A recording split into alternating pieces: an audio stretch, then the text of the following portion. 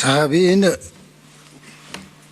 хоёр зээл хэлцэх юм байх гэснийг хэлцэж байгаа юм байна. Би энэ тэр эмнэлгээсээ илүү энэ Монгол улсын гадаад үр зээл гэдэг дээр л санал хэлэх гэж ирсэн. Хоёрдугаарт нь үр зээлийг аваад аль зээрийг үр ашигтай зарцуулж байгаа юм бэ гэж. Би Эрдэнэтэй сонгогдоод тэнд нэг хогны үйлдвэр барина гэж нэг 10 сая доллар аваад юу ч босохгүйгээр ингээд дуусчааг хараад би зөндөл олгодоо их хурал дээр ярьсан. Ер нь Монгол улсын үр зээл ийм гэрлийн хурдаар өсөд иж болдгийн байхтай би асуулт асуугаагүй шүү. 475 сая доллар аваад одоо бас нэг хэдэн сургууль барина, эрүүл мэндийн тусламж үйлчилгээг сайжруулна, ажил хүчний ур чадвар хөгжүүлнэ, гамшиг сөрөн дэвсгэрлэх чадварыг бэхжүүлнэ. Улсынхаа төсвийн хөрөнгө оруулалтайгаа үр ашигтай болгож болохгүй юм байх та. Уг нь тэндээс л маш их хэмжээний мөнгө суларч гарч ирэндэ. Одоо зүгээр энэ хоёр юм орж байгааг харахад 500 сая доллар, 500 гараа явчихж байгаа юм л да. Тэгээ манай улсын төсвийн хөрөнгө оруулалтын үр ашиг их муутай байд. Тийм учраас би энэнийг бол хойшлуулах ёстой гэж бодож байгаа. Энэ засаг төрмөр нэг учир начраа болоод та нар маань энэ Монгол улсыг хорлсон, ялангуяа энэ гаднаас авж байгаа зээл авахыг бол би дэмждэг. Тэгвэл юунд авах уу гэдгээ үр ашигаа сайн бодож авахгүй бол болохгүй боллоо. Хоёр дахь нь болохоор энэ эрүүл мэндийн салбарын асуудал. Одоо Чинбүрэн гишүүн маань ингээд сайд болцсон. Би өмнөх сайд нарт зөндөө хэлсэн.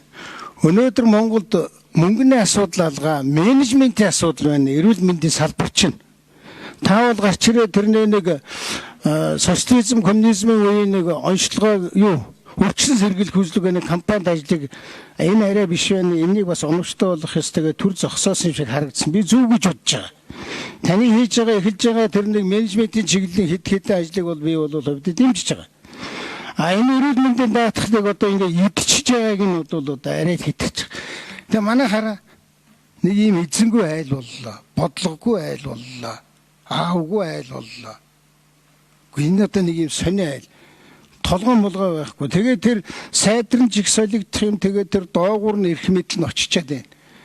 Хуучин бол тэгсэн шүү дээ. Эрүүл мэндийн салбарын 1 2 3 4 боловсролын салбарын 1 2 3 4 ЭДБ-гээс аваад явсан. Тэр цаанаас зээл өгöd байгаа газрын буруу биш.